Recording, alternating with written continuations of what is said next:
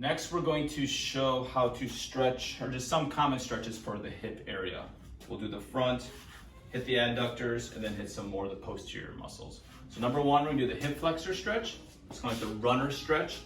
So the side you're stretching, that leg goes behind, like you see Dr. Jason doing.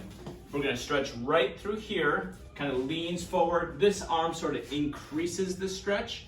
And what you'll do is you'll find a tight spot, and then you just sit there for about 1 minute. Try to do this 10 times a day.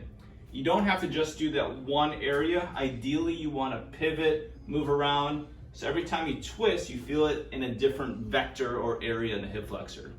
When you find a new area, same thing. Pause, sit there for about 1 minute because we want a nice long duration to reset the muscle.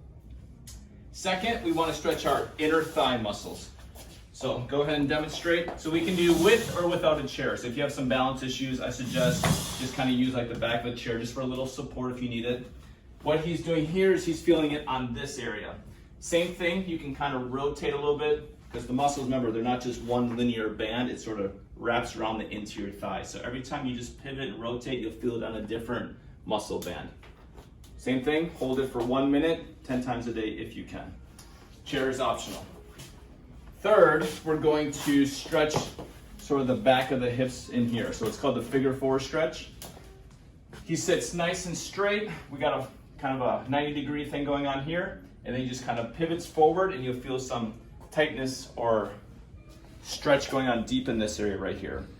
What's cool with this one is he can press down, he can lift up, kind of move the knee in different directions, even grab onto the ankle. Every time he grabs onto something a little bit different, that sensation here will change. You want to explore to see whatever is targeting the spot that you're most tense in. Hold it a minute, 10 times a day. The last thing is the foam roller. So for anything you can't quite hit, which is often the case for hips, foam rollers are amazing. So this is going to slide right under there. Basically taking your body weight, compressing on the foam roller. A muscle goes tight, so your tight muscles here, your body's compressing in, here's the foam roller, you're basically elongating it over the foam roller. Roll around back and forth till you find a sensitive area, and then you pause on there for about 5, even upwards of 10 minutes.